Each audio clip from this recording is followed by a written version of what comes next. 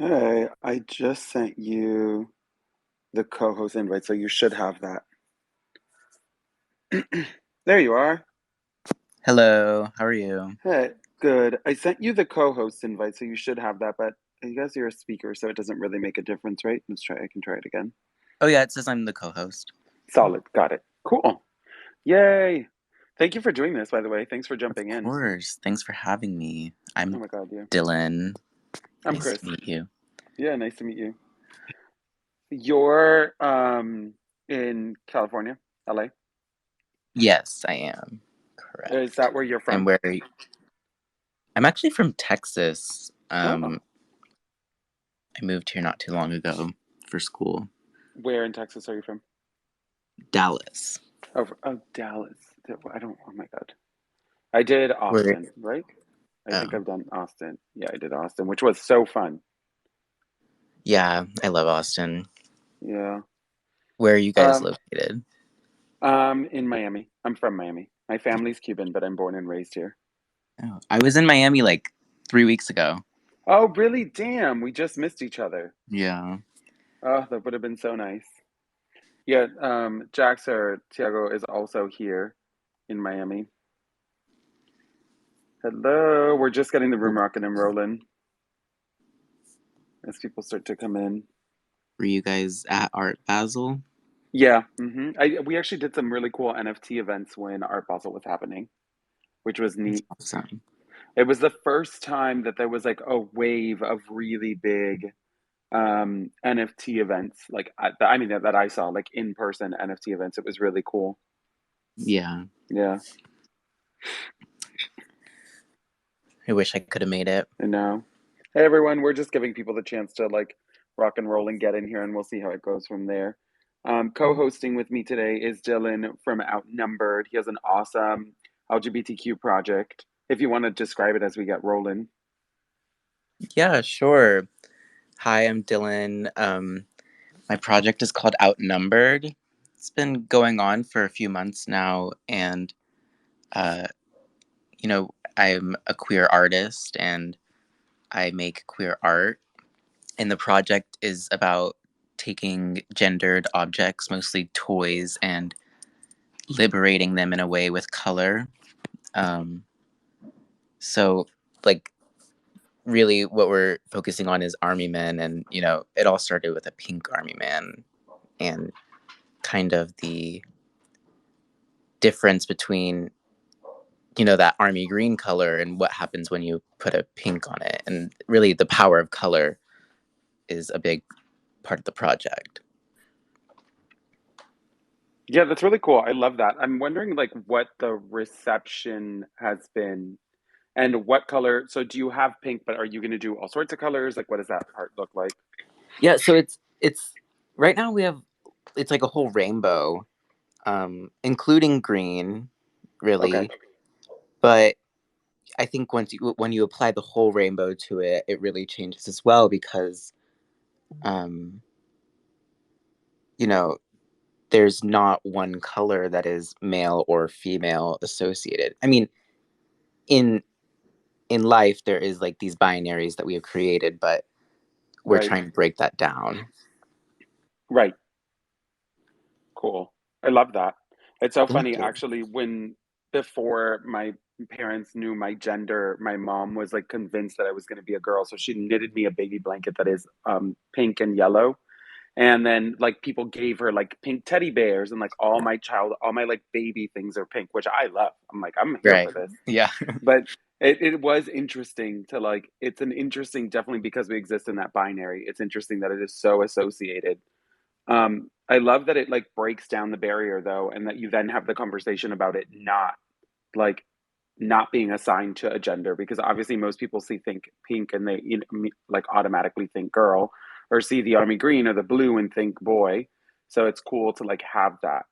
Um, we're getting the room rocking and rolling, but it's just a conversation about diversity and representation in Web3. Our co-host is Dylan from Outnumbered, and hopefully we'll start to get some more people in here. Feel free. We're going to invite everyone to speak, so feel free to jump in at any point.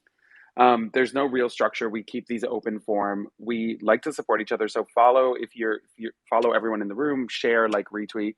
whatever we can do to just kind of support and help each other is what we're going to go with.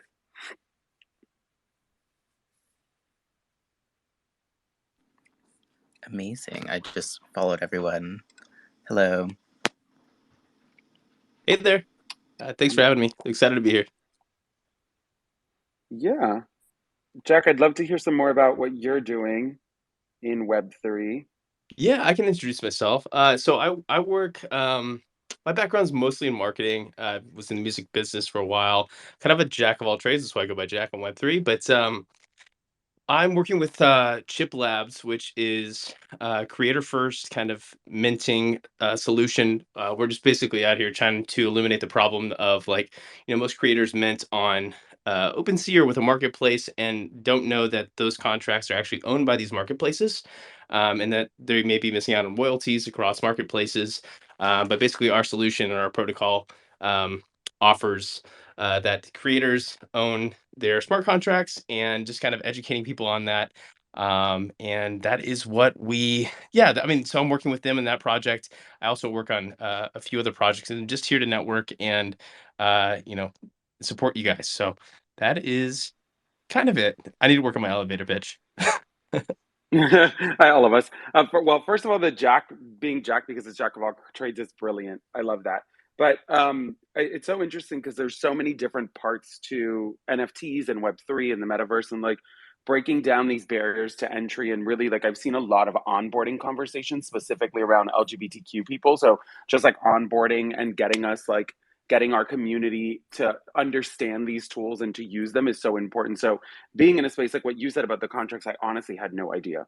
I don't even know if I fully understand what you said. Yeah, and that's why I'm here. I'm here to help just, kind of color in, the gray areas and like I said, help you and just everybody feeling included in this space. And like I said, I'm here for diversity and lifting up the community, and I'm just here to answer the questions. I'm not not necessarily here to I'm giving the floor to you, but just answering the Yeah, questions. no. No, thanks. Yeah. I mean, I can quickly talk about our project. We actually launch in 2 days, which feels insane. It feels like it's been such a long journey to do this. And 100% of the proceeds from our first and secondary sales are going into our DAO treasury. And then if you have a queen, you will then get to vote what we do with that money. So essentially we can raise $3 million and then we're going to shape really we want to like impact obviously specifically queer artists and queer art, but anything that the community decides and votes within the right like windows is what we're going to do, and as a community as a group we are going to decide like where to put our money, and it's such an important I think like conversation to have and to help like even if some of the ideas are to break down these barriers to entry and like educate and onboard other queer artists and just other queer people in this space because this space is where we're headed. I think would be really is something that is like really important. And we hosted one of these spaces and asked everyone for like ideas of what we could or could not do with the money. And like my favorite part about these conversations and about these spaces is that they're so diverse and there's so many people that come from all sorts of different walks of life. And because everyone has different ideas, we get to build and grow together in a way like your viewpoint might be so different than my viewpoint and your specific community might you might be able to make a larger impact or together we can make a larger impact just because we all come from different places and it's really cool. um, so actually, that's something I'd love to pose to the room too. It's like our ideas of what we could do. Let's say that we raise 3 million, what we could do with that as like a community, and how we could impact other communities, or what we could do to help, especially onboard people in the queer community to this space. I think all that sounds amazing. One of the great things about this space is that you can bring so many people together. Um, and there's that monetary aspect that selling this art can, um, raise money. And I don't think a lot of that money is being put towards, uh, like social change. There's these big, huge projects, but a lot of it's uh, based on profit and monetary gain. And I think that as more projects come along, like yours and mine, that we can really, change the space and change the world. And I think education is a great place. There isn't a lot of representation in the NFT space. I think it's, very male dominated. And Mm. so that's, I think, like education is probably the biggest thing right now. Yeah, absolutely. So I think part of one of the initiatives, and this is just me spitballing here, is with your collection is finding a way to I think one of the easiest way to get people into this space and interested in it is to find a way to get an NFT in their hands, and then from there, that is like the easiest way to get just onboarded in Web3. Someone set up them up a wallet, and then you send them like an NFT. So I don't know if there's a way that's like in the future in the roadmap for your project, if there's a way that or an initiative that your community is airdropped another NFT to where the requirements or of that contract are to give it to somebody else within the queer community or something. Yeah, that's actually a great idea. And I think onboarding, especially people in the queer community, into this space is the most important thing because all of us know that this is the way that and I've said this before in spaces, but I think about what it must have been like when credit cards first came out. Because if it's a completely foreign concept to you, it seems so simple to us now, but if they were never around and someone came to you and said, hey, you get this piece of plastic and we're going to give you money, but it's not yours, but you get it, and also, if you take it out in cash, you have to pay more, but you can use it, but it's not your like. It seems so simple to us because obviously, like they've been around forever, but there had to have been people that were not interested in credit cards and not interested in really like playing the game, and then they eventually just had to onboard and learn because there was no choice.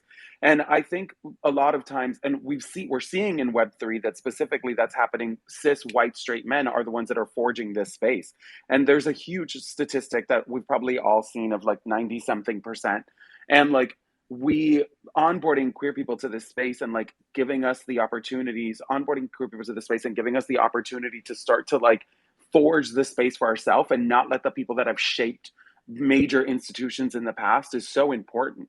And I love your idea, Jack, of just like airdropping because that is a way to get people started. It's like saying like you might not know what this is yet, but here it is, and we're going to help you learn, and we're going to make you understand the tools. And there's so many cool people that are willing to teach, and people that are like willing to have spaces and conversations and learn, especially in the queer community. I've run across.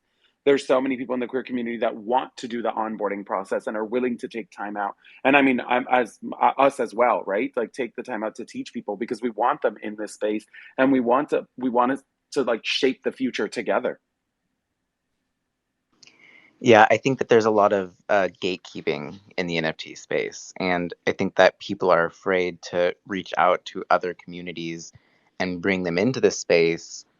And one thing that, it's been hard for me is finding an audience that is, queer centered, queer focused, um, and putting, NFTs in people's hands, I think is a great idea to start. But, it's what you said about the credit cards. It's like, how do you tell someone that this is the right thing to do when, you see like these like bored apes selling for like $3 million or something? There's like this like sense of fear that that they're late, but they're really early.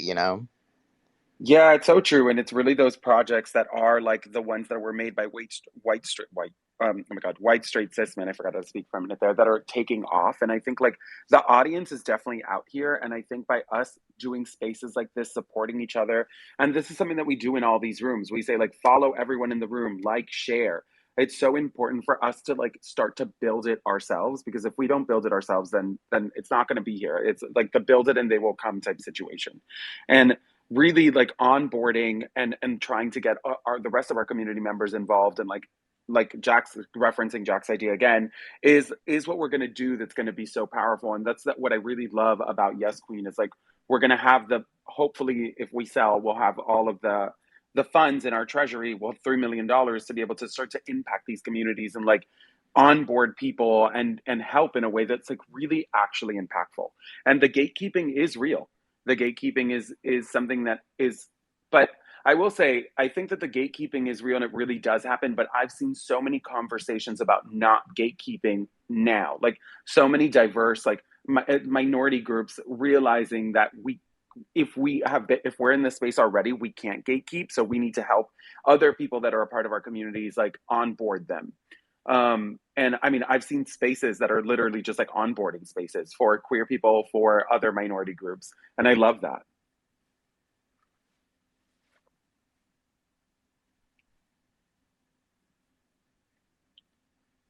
So I'll just reset the space. Oh, go ahead, Dylan.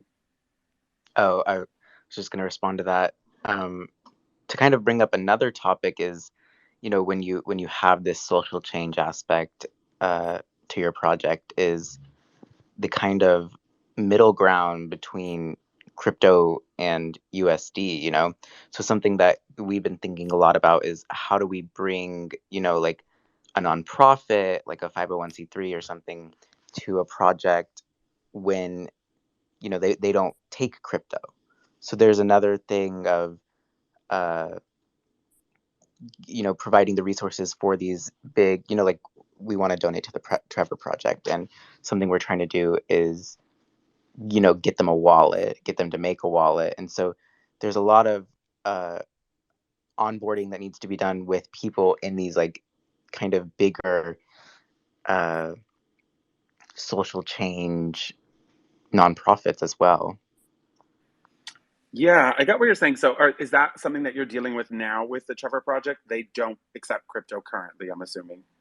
Yeah, and so something like there's Change DAO, which I mentioned to you, but so Change DAO is kind of changing the way that uh, you when in the smart contract it'll say 5% or something goes to this wallet, which is the nonprofit that you choose, which I think is really amazing.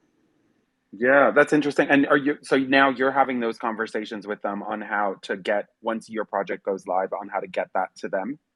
Right. And so it like even secondary sales, it'll go straight to them, which is, I think a lot of these businesses need wallets as well. Yeah, and I'm wondering if, like, by proxy, are you talking to people at the organization and are you like piquing their interest? Because it seems like it's like a rich place to onboard queer people. Yes, we are talking, but it's kind of they don't really want to do it because they don't take crypto, you know. Yeah, It's kind that's interesting. It's so interesting because I mean, it's more and more. I just saw something about Mastercard. Um, ooh, I'm gonna get this wrong. If anyone knows what it is, there was something with Mastercard and crypto. Does someone know in the space that I don't? They were gonna make it easier to do crypto payments. I'm trying to Google it. I believe they partnered Mastercard. with Coinbase. Yeah, I think. Let's see. Mastercard strikes NFT payment deal with Coinbase. Yeah, they partner with Coinbase. And so I So think what they're looking to do is when Coinbase NFTs, and this is speculation, but when Coinbase NFT, their marketplace rolls out, rather than, eliminating the barrier of people trying to understand and how to purchase crypto, I think what they're trying to do is like have a ability similar to what Nifty Gateway does is they allow you to purchase it with a credit card. it's interesting. I mean, that'll definitely help people purchase NFTs way, like make it much easier for them to purchase them. And then I think once people start to unravel and like get interested in NFTs, if it's easier for them to purchase it off credit cards that they know, then maybe we can start to see an uptick in like interest in different communities, especially hopefully in the queer community, which is really what we're talking about. Like like breaking down these barriers to entry and onboarding as many queer people as we can across the board. So I love the airdrop idea that Jack had, and if like I'd love to hear from anyone else if they have ideas of what we could do to help onboard other people in the queer community. And I I don't think I need to reset the room, but if we just really want to support each other, so like, follow, and share with everyone in the room as well.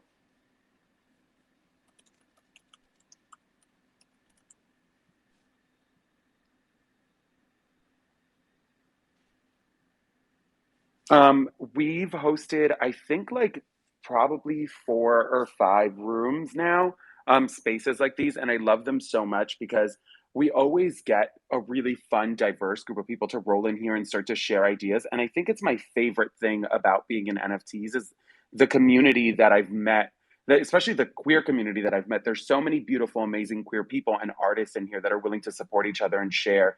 And it's amazing. It's so cool and so fun. And it really excites me for our project, for projects like Outnumbered, for projects like Drag Queens, for all of these different projects that exist out here because I'm watching us like grow and flourish and be really loud and say like, hey, we're also in this space and it might be run predominantly by white straight cis men, but we're not going to allow that to happen. We're going to make sure that we're forging our corner.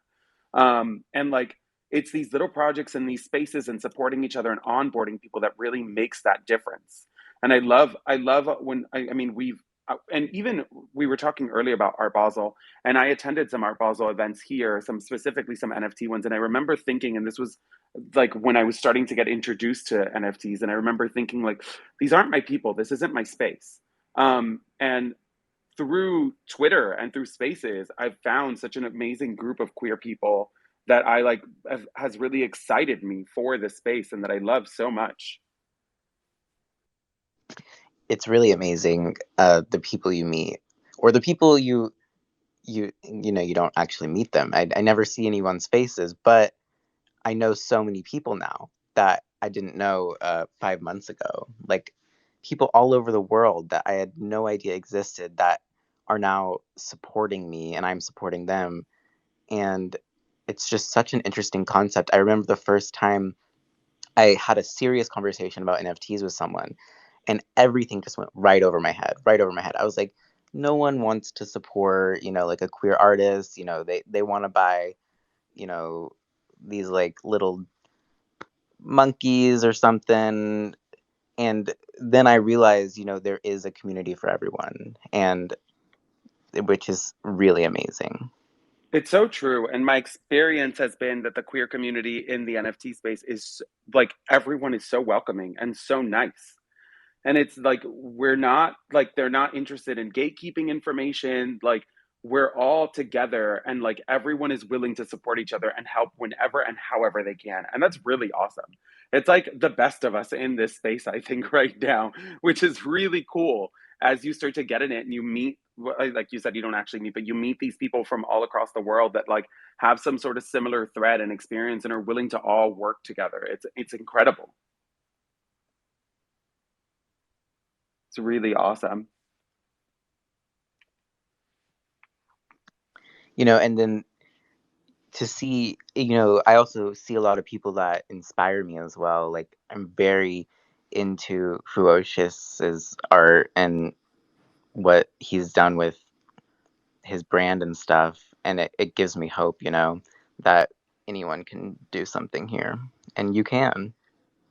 Yeah, it's so true. It gives me hope and like it also gives us ideas and so all the different people and all their different like communities that they build and seeing them support. And not only that, but I've been exposed to there's a range of people in this space. It's not just all artists. This is a full world and it requires the full gambit of people. So you get to meet people like Jack who's in the call and is like, hey, I'm here to answer questions or help. And that's really beautiful and really impactful.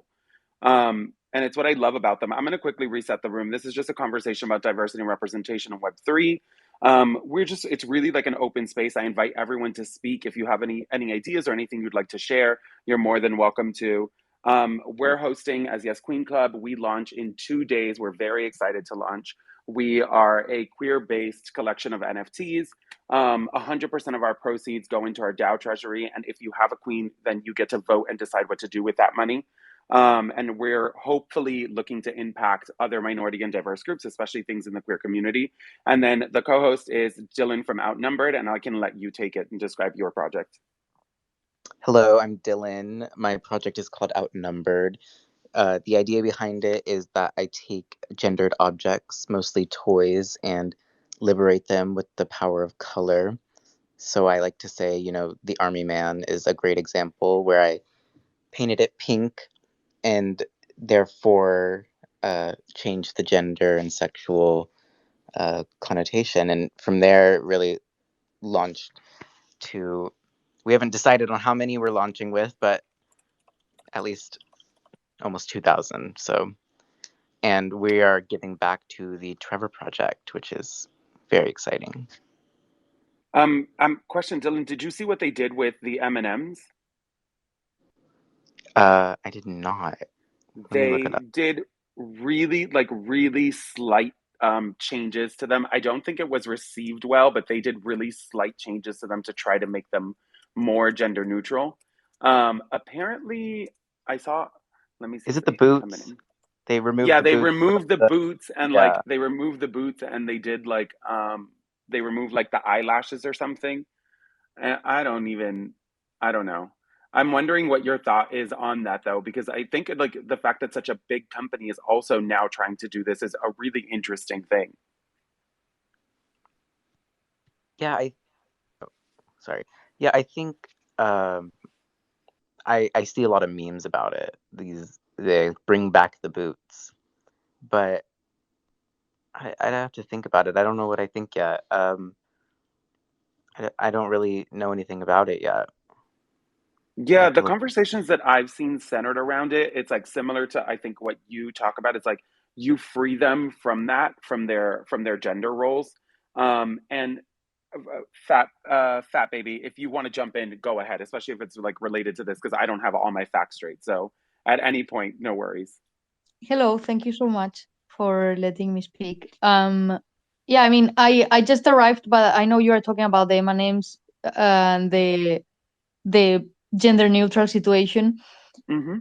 So I think if we analyze what gender neutral means to cisgender people, for them is something in between male and female. It's the same when you talk to them about being non-binary or gender fluid.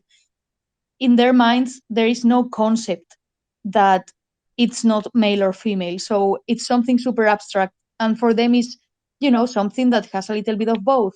And I think eliminating the eyelashes and the boots, because what? Because that is female. That is the problem. That's when you say that eyelashes are only for biological women or whatever they want to call it, you are saying that biological men or anything that doesn't have to do with any of the both genders should not have eyelashes.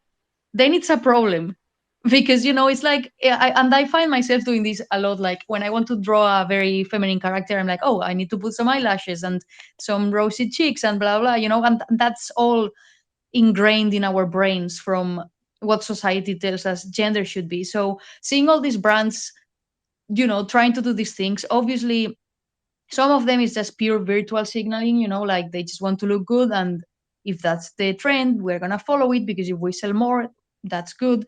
Most of the brands do it for that reason, and if they didn't sell, like, this is why they didn't do it 20 years ago, because 20 years ago people would be like, what the fuck is this, and no one would buy their product. But now, because of the internet and how people are feeling more and more free to be themselves, brands feel that they have to adapt to that audience, to that customer.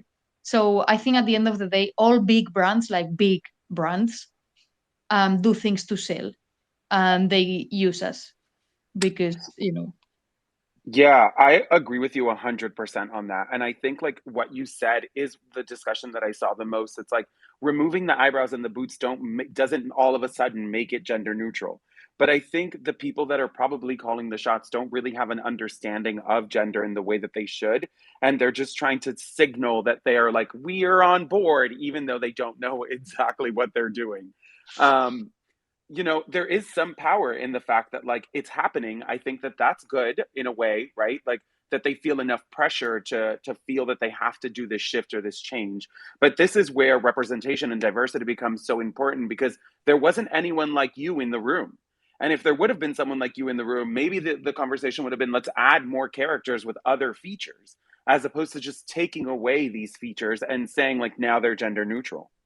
yeah, that's the thing, that when they take like my girlfriend, she works in advertisement, and she works in one of the top 5 advertisement agencies in the world, right? And they work with like Nike and um, I like super big brands like Facebook, sometimes disgrace, but I hear them talking, and my girlfriend, she's a cisgender woman, she's bisexual, and then I am non-binary, but I see myself as a woman most of the time because that's how society treats me, so it's very difficult to work that out within my own brain. But anyway, I hear them talking sometimes, and they are like, "Oh yeah, we need a more diverse cast for this ad," and everything they do is based on stereotypes. And there are so many times that, because we work from home, so I hear everything now, um, that I think, if you had a person that was not like you being part of the team, and this is what happens with, like, that's why when everything, most of the media up until now, and still happens, most of the time, it's all through the male gaze. And when I say male gaze, I mean straight, cisgender, um white, privileged, rich man, right? And then that's why we get all these movies, and the main characters are men, and they are white, and they are blah blah. So not having someone that has had a different experience in their life to be part of something that is going to be used to be sold to the world, or to be shown to the world, it's a problem, because it's exactly what you said. um at least we do have some sort of representation. At least they feel the pressure, and I'm gonna take anything I can take, right? Yeah, Like, I agree of with that course, one. like, fuck it, what you want to use me for, whatever, pay me money, I'll fucking do it. it Right. will Yeah. it will do good to someone for sure. But yeah, I think it's a very complicated topic, and at the end of the day, even if they had one, even if they had one of us in the team to make a choice, we also don't represent the The whole. whole, right. Exactly. So Yeah. it's I just think we need more of, we need, in general, more queer content from all different perspectives.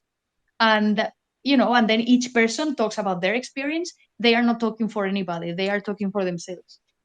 Right. That's why I love these spaces specifically, because people from so many different backgrounds and different experiences come, and we come up with these conversations. You have such a different perspective than what I would have.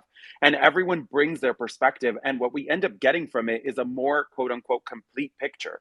And I think it's so much more beautiful that there's more people in the room to now bounce ideas back and forth. And like my idea with the M&Ms, add more characters, your ideas, like more content, whatever it is, but we're able to come together and really like change in a way that more people can identify with, simply because there's more people in the room and more diverse people in the room. And it's not going to be these straight white cis men that are making these decisions. And that's like reeling it back into Web3. That's why, because we know the space is 95% straight white cis men, and also we know, most of us know, that this is the way of the future. It's important for us to be in this space now and carve out our corner and our space for us and for everyone that comes behind us. And it's not going to be perfect, because I'm going to build it in my way through my experience, and I can try to make it as diverse as possible. And you're going to build it in your way, but we're more receptive to building our communities around these different experiences. And there's so much power in that. There's so much power in community. And I think that the queer community specifically, and other minority groups in Web3 and with NFTs are in the metaverse, are being have the opportunity to leverage power in a way that we might have not had it before. Yeah, I mean, I am seeing more and more collections like yours and the Galactic Gaylords, which I love, and the drag queens. Like, I have been seeing more and more queer focused collections in the last month.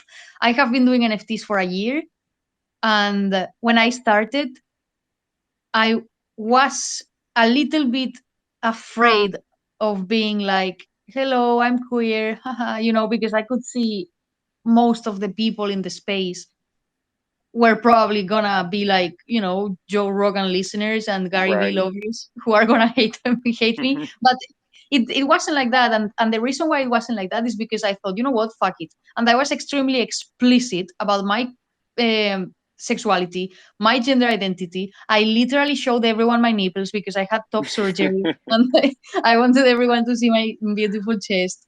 And obviously, because I was so explicit, the people that hated on that disappeared, and the people that didn't care or were like, "Oh, this is new, nice," they stayed. And all the people that like the communities that I am building around my NFTs, most of them are cisgender straight men, but they fucking love it because they are the good kind of white cisgender straight male, Right. they are the ones that we need to represent all of them instead of the assholes. And I think that's super interesting. Like my collection, one of my collections is called Clever Girls, and the Hmm. whole concept is that they are scientist lesbian velociraptors, because in Jurassic Park when they created the dinosaurs they were all female.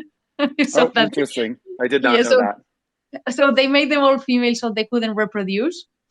Oh. So I got that idea, like, I love also, this idea. I love it so much.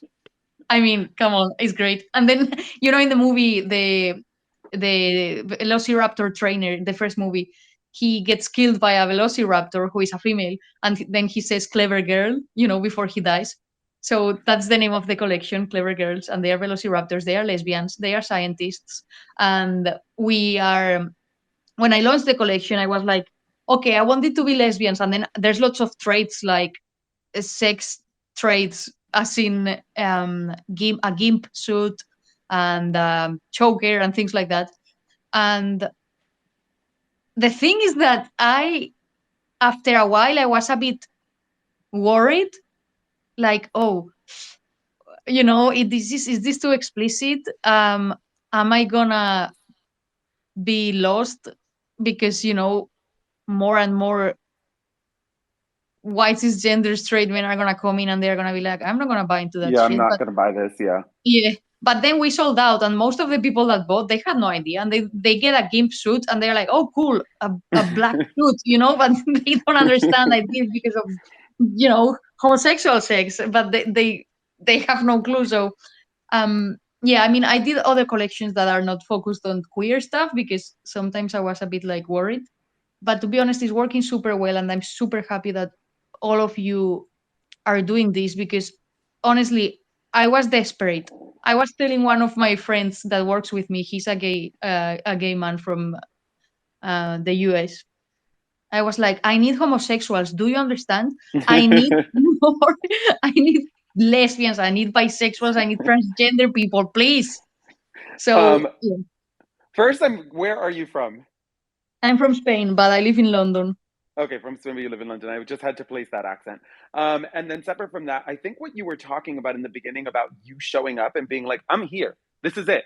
I'm here. Here are my nipples. And like, this is the art that I'm going to produce. And this is how I'm going to produce it is so important. And that's what I mean. This is representation. And representation is something that is important across the board. And when you look at and when you look at queer history, like if there wasn't representation, then we don't know where to go, right? Like we need Yes. artists like you, we need people like you and like us to show up.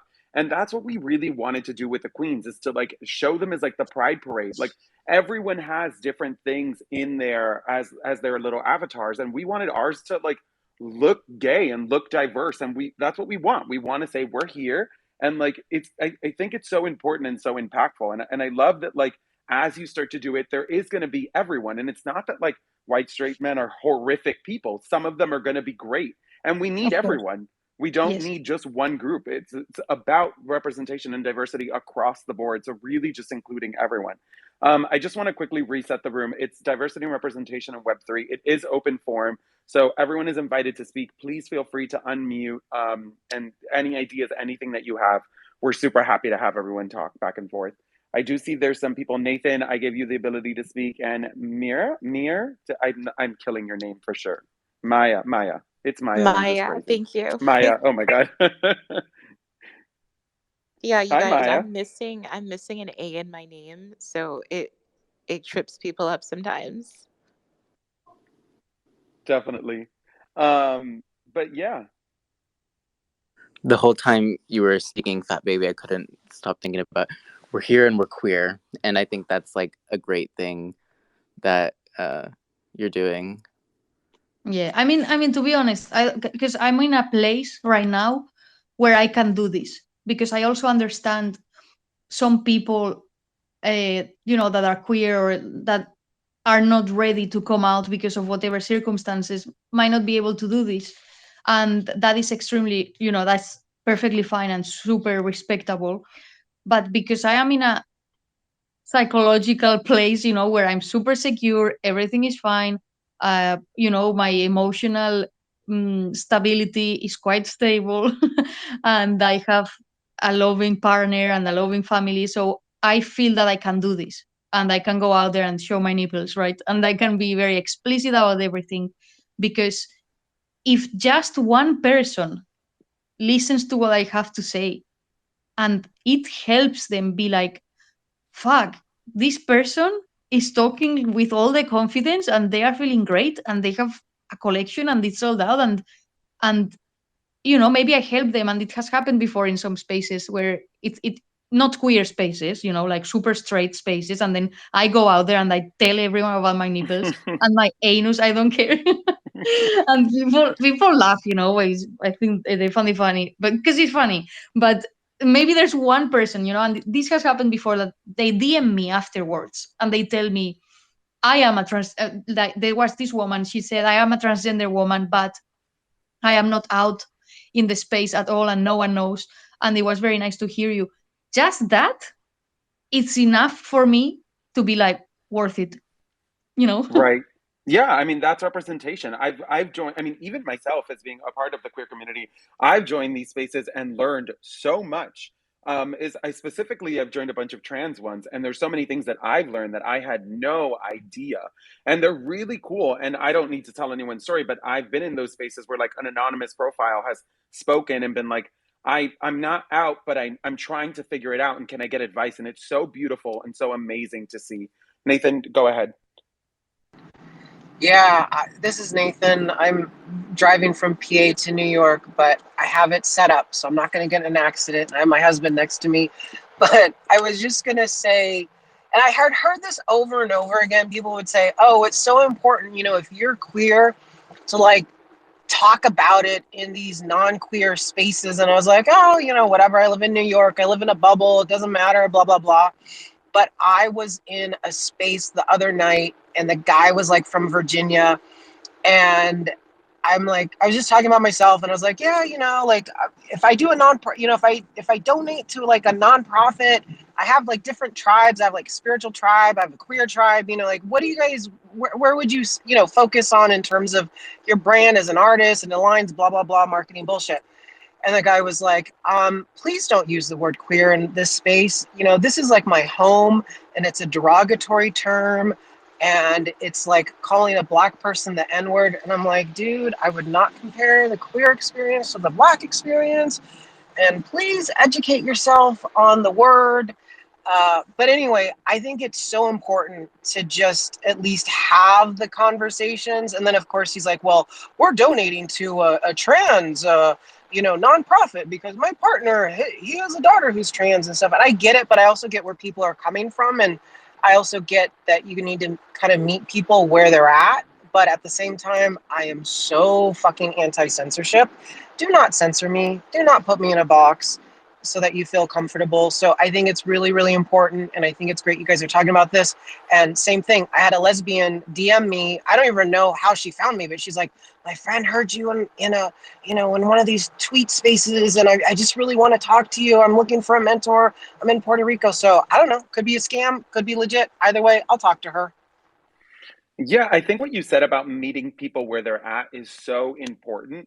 And I agree with you, meeting people where they're at and joining these spaces and talking. And actually, Nathan and Fat Baby, I hadn't considered that. And now that you guys said it, it's something I'm definitely going to do moving forward. But there is a difference between meeting people where they're at and then when big companies do shit. There's a difference there. And like the M&M thing that we were talking about earlier, I don't know if I'm ready to meet them where they're at.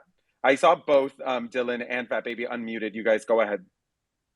Oh yeah, I was just gonna say, we live in a world of chain reactions, and just talking is so powerful, like what we're doing right now. And Fat Baby said earlier that they something about queer is like a foreign concept, and or non-binary is a foreign concept to these people. And what we're doing right now is, like, to us it's like so straightforward, but just talking about it with these people and taking this foreign concept and making it known to them. I've talked to a lot. I'm young, like I'm only 20, and I I'll go to a party and people will be like, "Can I ask you something?" And I'm like, "Yeah, whatever." And they ask me like these like super like serious questions about like being gay and stuff, or like about like gay sex, and I'm so open to answer the questions, and I love it. We laugh and stuff, and they're super curious, and I think a lot of people are very curious, and they just don't have people to talk to, or they're not in a community where they feel like they can talk about these things. And I think that, like these Twitter spaces in a way is uh, breaking down these walls and these barriers that we have built as a society. And I'm loving everyone's input, by the way. It's like I'm really smiling right here. You are a cute angel and you are a newborn baby, 20 years old, and we love you. I mean, I get what you are saying about, well, first of all, Nathan, what the fuck? How dare they tell you what words not to use? They can suck my ass. Anyway, infuriating. But regarding to what our sweet angel baby was saying, um, listen, this is my experience and this is my opinion. I might be wrong, and that's okay. But when a cisgender straight person comes to you to ask about sex in an explicit way for their own entertainment, I'm sorry, they can suck my ass, and I tell you why.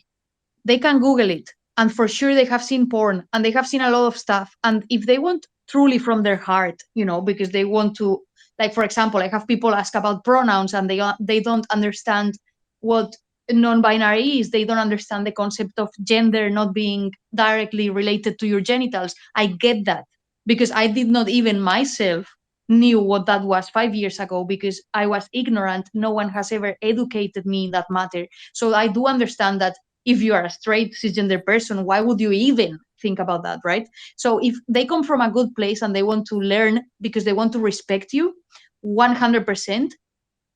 I am not demonizing anybody, especially like with older people, I love them forever and I will explain anything they need to understand and I will not take anything to heart because they are talking out of ignorance and they don't want to offend you. But what I don't respect and I stab them in the penis is if someone comes to ask me explicit stuff because they want to have fun or because they want to have a laugh or listen. Right now, I'm super male presenting. So if you see me from afar, you might think I'm a man. But before, I was extremely feminine. I had long hair, gigantic tits with a cleavage, as a short skirt.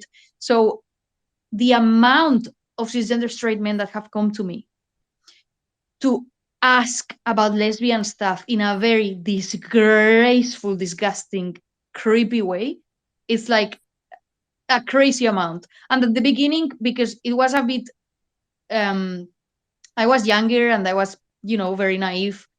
I would just like be like, oh, I would just talk about it. But then slowly I realized that it was not from a good place. They were not trying to understand the lesbian experience. Of course not. They would just wanted their penises to be stroked. So anyway, that's my personal opinion. But if it comes from a good place, of course, we always have to help. I need to say I love you. You are cracking me up in the best way possible. I think for me, my experience is it's really similar to what you said. It's all about like the person's approach and intention. And probably similar to everyone else, I'm very open to discussing and learning. And like, if you come in, like, you're actually genuinely trying to learn, then I will have any conversation with you about anything. But if you're just trying to, what did you say, stroke your penis, then no, we're not going to have this conversation. I will cut you off and we're not going to continue to go.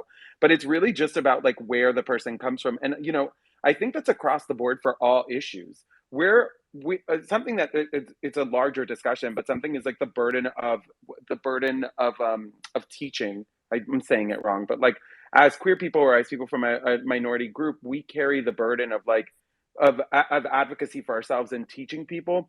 And for the most part, I think we have moments where we're not interested in teaching or interested in talking about our lives for whatever reason. But for the most part, I mean, at least most queer people I run into, we're okay to talk and to help you learn and to sit with you because we had to like learn ourselves and we understand the process.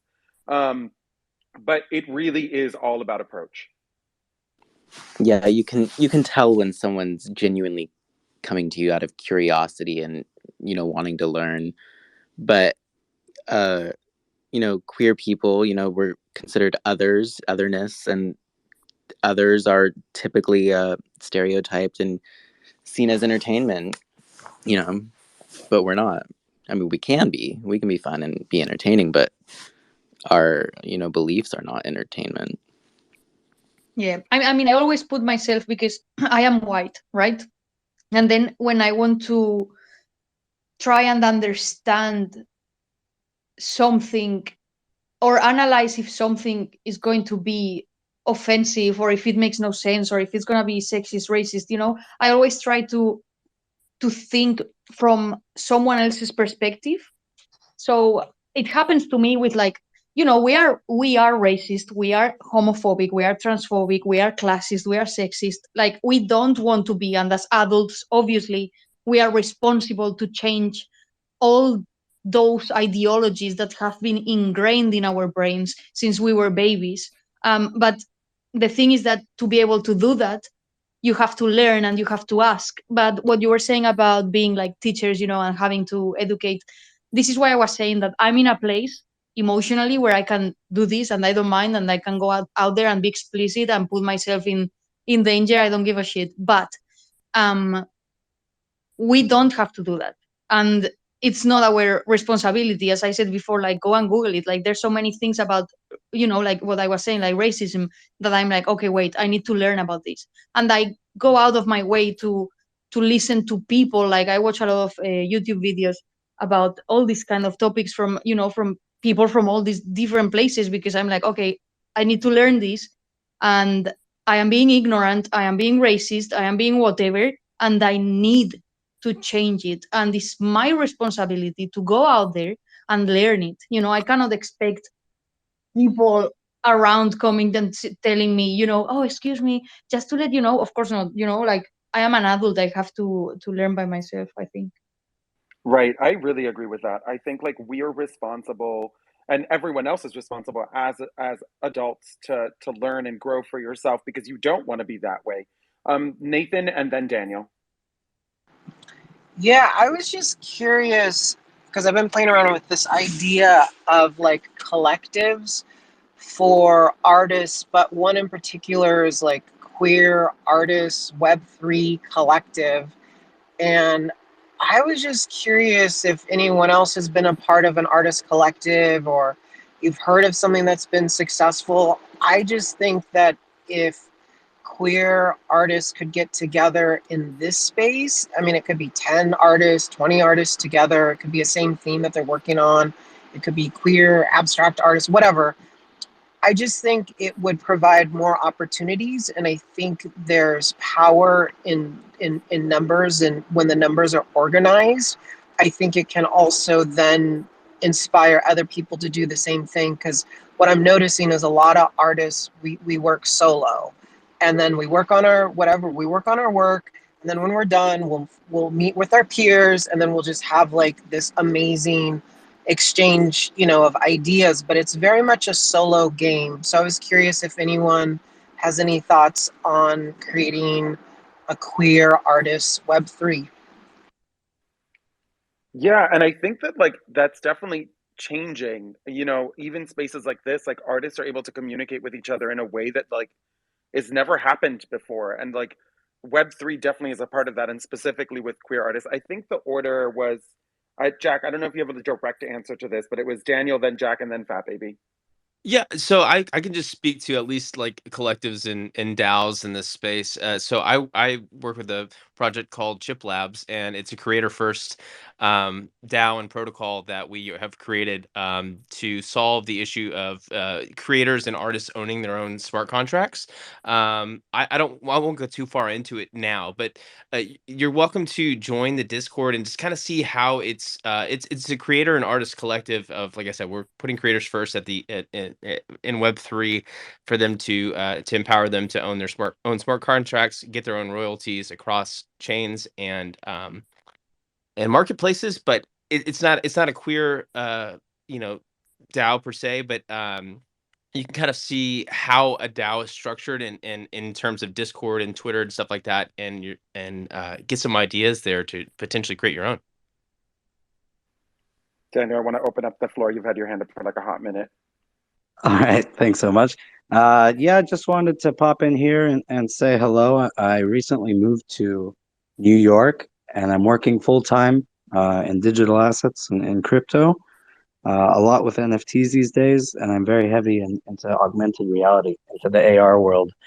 So if anyone's in New York and you want to hang out, I'm sending you all friend requests, and yeah, basically more than happy to exchange ideas and get projects up in the air. So it's not a money pitch. It's all free, and it's all with my heart. So very cool to meet you all. And I sent you all requests, and hopefully that we can meet up. Even if you're not in New York, just get in touch.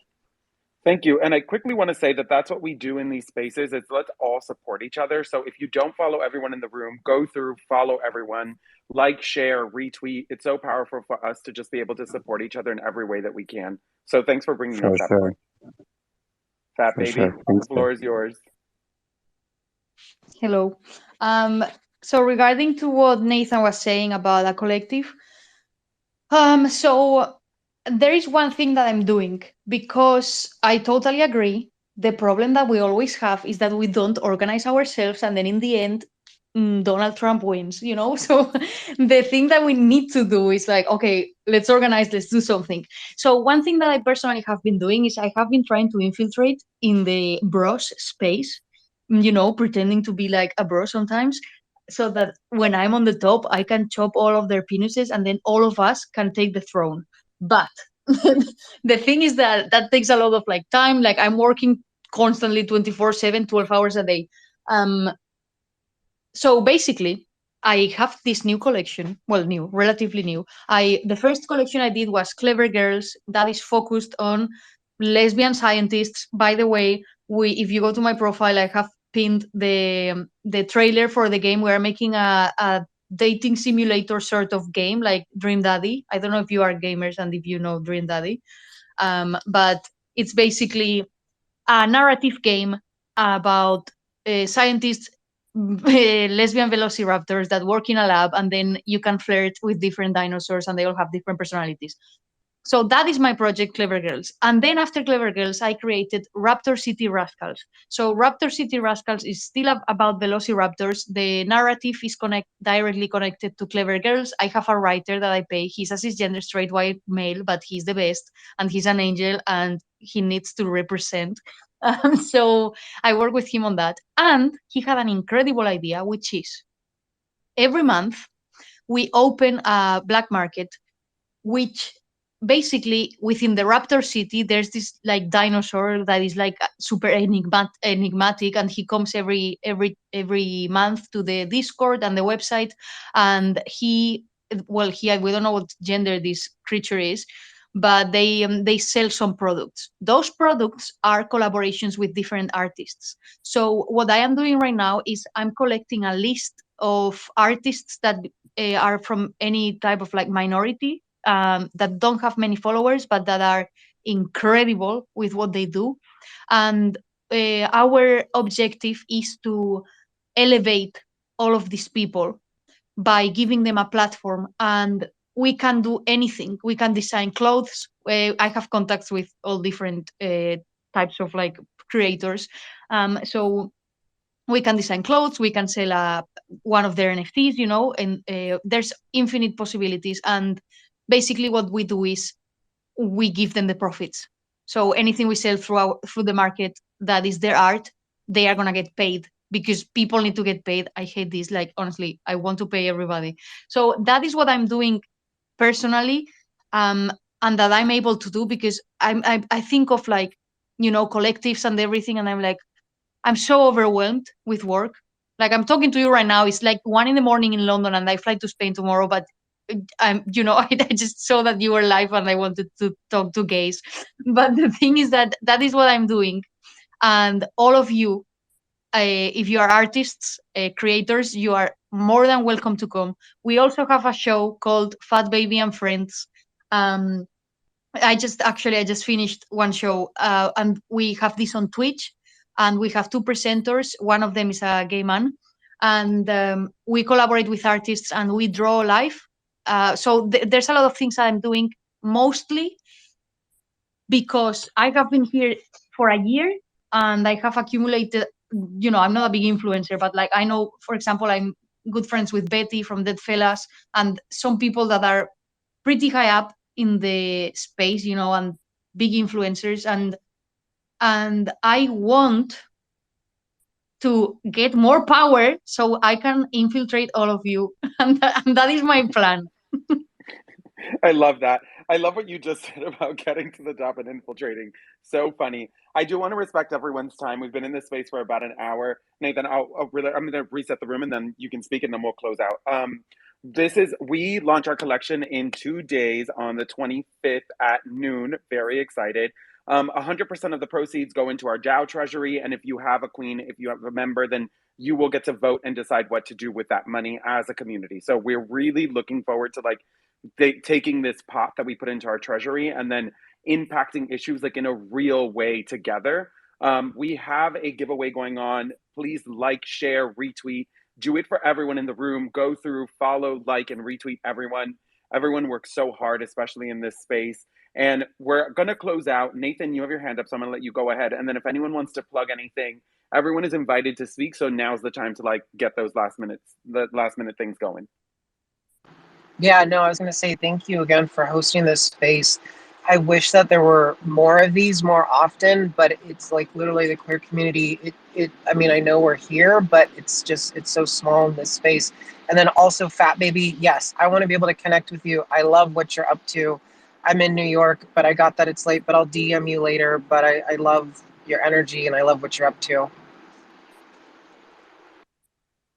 Okay, if no one else has anything to say, thank you all so much for joining this. Like always, I leave so energized and so happy. These rooms of beautiful, queer, diverse people from across the world. I love it so much. We're definitely going to be doing more of these soon. And thank you, Dylan, for co-hosting. Thank you so much for having me. It was so great to talk to all of you. Bye, everyone.